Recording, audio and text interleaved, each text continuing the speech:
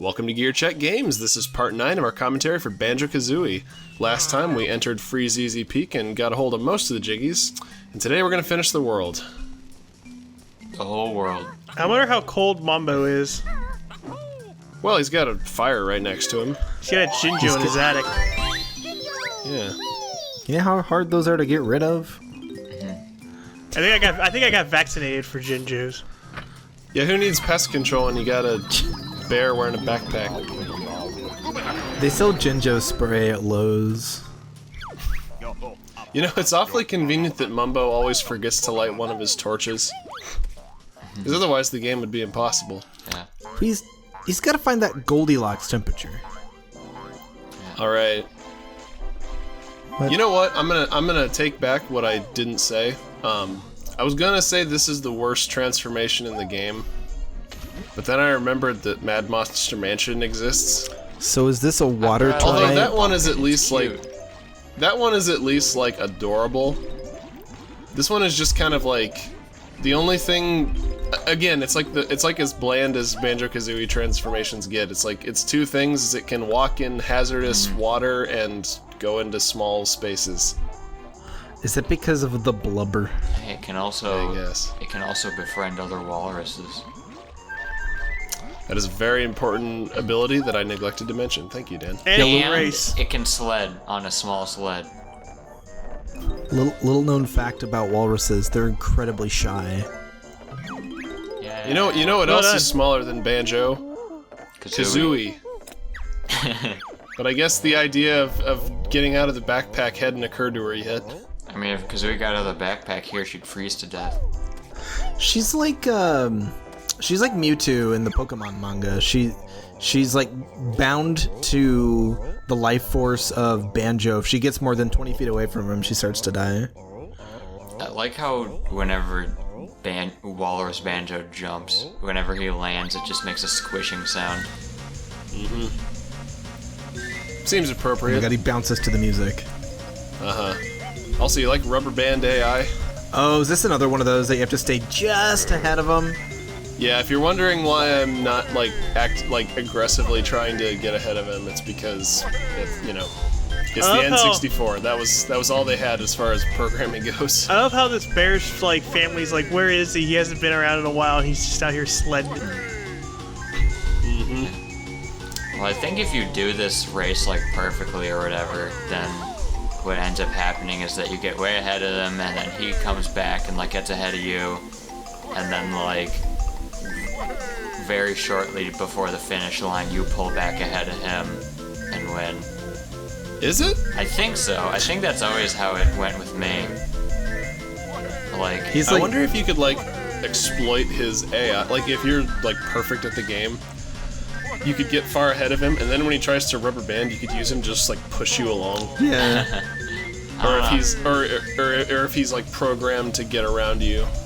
I mean, with how collisions work in these games a lot of times, I imagine it probably pushes you to the side after a certain point.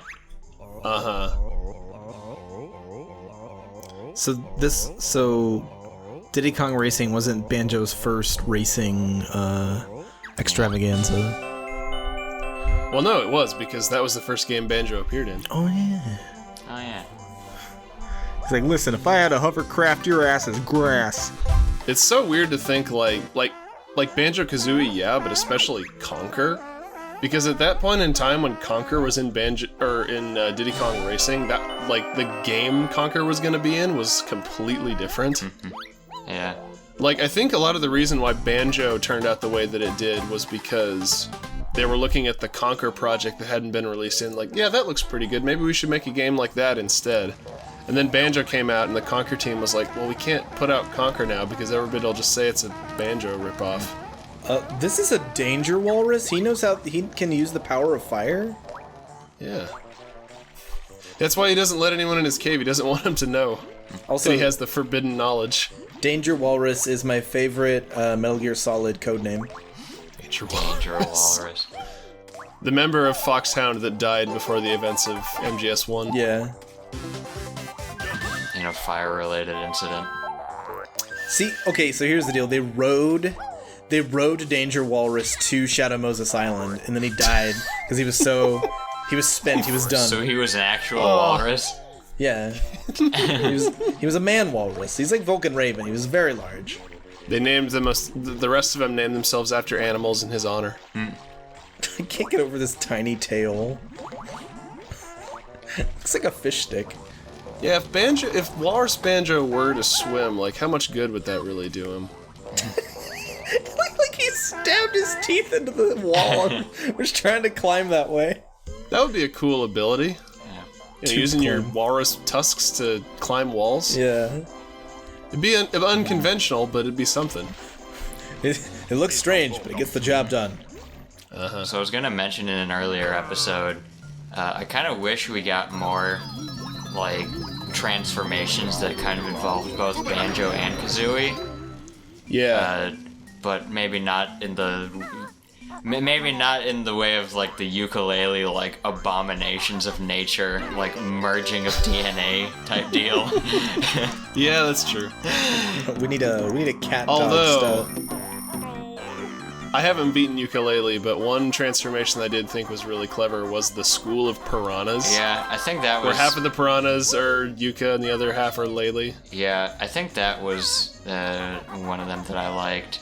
Just because it was, like, so different. Like, it was so, like, different in terms of how it let you play the game, and it was just kind of cool. Right. The plant sucked, though. What's that? The plant sucked, though. Oh, yeah, the plant is terrible. Like...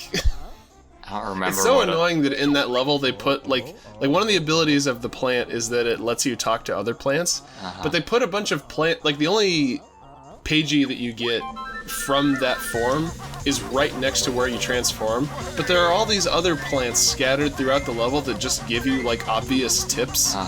So, like, you'll trek back to talk to them, and it's like, well, what was the point of that? Like, anybody could have told you that. Has anyone heard that this bear sounds like Rodney Dangerfield? I tell you, I get no respect from that Banjo. No respect. I'm in the middle of a free cheesy peak, man. Tugs on his scarf.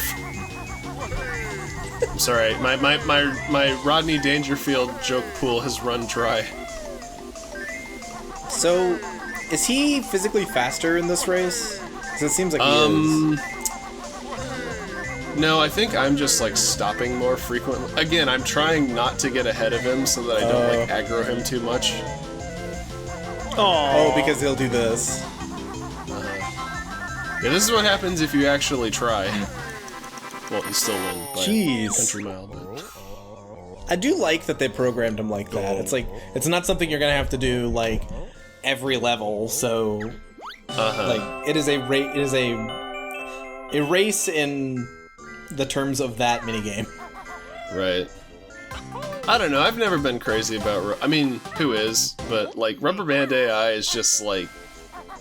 Like, the most infamous example from the Banjo series is Canary Mary in the final stage of Banjo-Tooie, where you race her by, like, mashing the A button, I think. But, like, the way that's set up is that, like, if you try to brute force it, like, 9 times out of 10, you're just gonna lose, because she's too fast. But if you hang back the whole time and, like, slowly go through the race and then, like, beat her at the last second, that's the ice key, by the way. So... You know, it's just not fun. It's like, you just beat the hard thing by cheesing it. It's like we said in Castlevania, like, there's a certain point where things are so hard that, like, is it really that big of a deal that I used an exploit to get past something? So wait, so what's the ice key? I wasn't paying attention. So, yeah, you ever heard of stop and swap? No? So, okay, I know this has been said like a million times before, but just for the sake of completeness. So the N64, the original model, if you took a cartridge out of it while it was on, I think there would... I'm sorry, I'm not a programmer, I'm gonna butcher this, but, like, it would still think the game was in there, or it would still, like, have data from the game running for, like, 10 seconds after it would leave behind, like, you RAM rip the data. cartridge out. Yeah, I think that was it. So the idea would be that, like, you you're playing Banjo-Kazooie and you collect the ice key, and then you take the cartridge out of the console, and then in the 10 seconds you put Banjo-Tooie in, and it transfers the data of the ice key to the second game and unlocks something. But like later models of the N64 didn't have that feature, so instead the stop and swap items just do nothing in the original N64 version, and Tooie like just hid them in the game. Yeah. So like you'll find an ice key just like in a cave in Tooie, or a there are also like mystery eggs. Yeah, there's like 8 different mystery eggs or something. Mm-hmm. What do they do though? Nothing. Well, in the N64 release of Tooie, the ice key unlocks a vault that it basically gives you like a Dragon Kazooie transformation that you can carry through the whole game. It's basically like Fire Breath and Infinite Fire Eggs. Oh, cool. There are 3 other eggs in that game, and I think they give you... one of them gives you like a melee attack, one of them gives you Jinjo as a multiplayer character, and I forget what the other one does. I think it's like in like a gamer pick or something. Well, in the Xbox Live version, it is. On the Xbox versions, they actually changed what all of the stop and swap items do and how they function. Like here, they actually work as intended, where if you have save data for one game, you unlock the stop and swap stuff in like the other one. But I think most of it like unlocks stuff in nuts and bolts. Instead of, it's not like exactly as it was intended, but they kind of like retrofitted the same concept onto a different game. So, yay? I swear they've made that timer a lot less strict in this version. In the new version? Yeah. I think that's a tricky jiggy to get. I think it used to be 10 seconds instead of 12. Yeah, they might have added like an extra second or two, because I remember consistently getting there like less than a second before it disappeared. Yeah, it almost felt like frame perfect in the original, but that might just be my imagination. Hey, that's so in... Oof. Sorry, I lost my train of thought. Wow. Wow. That was weird. Skated backwards across the floor. You have 6 I know it's like totally hokey and everything. Oh my God. I got a little too excited there. So hard, your controller just fell out. That, it honestly might have been the rumble that disconnected the batteries there. Literally physically shook them out. But don't worry, guys. I know what I'm doing. Wrong way. See, I was going towards the puzzle for Gobi's Valley instead of the actual level entrance. You've already unlocked it. Yeah. So, oops. You goober? And here I run around in a circle with no idea of Donkey Kong. What I'm doing in life, honestly. So, before I finally decide to go to Gobi's Valley. So Gobi Valley, that's that place where you unlock Diddy Kong, right? Or that's where Diddy. Yes. That's the place where you get Tiny Kong and Lanky Kong. And that's Angry Aztec, silly. Which has got to be like one of the most ridiculous names for a level I've ever heard. Yeah. I remember that level so much because it's the one where you first get Diddy's jetpack, and the slowdown while he's doing jetpack is unbearable. Oh yeah. Oh yeah. So I'm like, how are you supposed to control this and shoot? Fun fact Although about the slowdown, music. the challenge is a lot harder.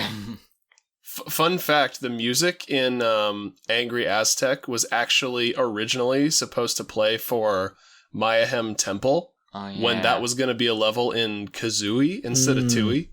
Like, there's in the files of Banjo-Kazooie, you can actually listen to a song that starts out like Mayahem Temple, but then goes into like the melody of Angry Aztec. It's crazy. Like they splice that song up then. Yeah, I guess that's what happens when you have Kirk Hope work on 3 games in a row. He's like, just let me rest. Right. Just like, wasn't there like some tunnel in Clanker's Cavern that was supposed to go to Fungi Forest? Oh, is that how it was? It's something like that. Yeah, there's a picture in... Sorry, I know we're going on way after the video's over, but in Banjo's house, there's a picture where in the N64 version, Banjo was standing in an unused level called Fungus Forest, And then in Donkey Kong 64, they actually made a level called Fungi Forest, that I guess was like adapted from that. So there you go. I love regurgitating Wikipedia trivia. Yeah. You want to hear more of that? Tune in for the next one. We go to Gobi's Valley. Yeah. See ya. Bye, y'all.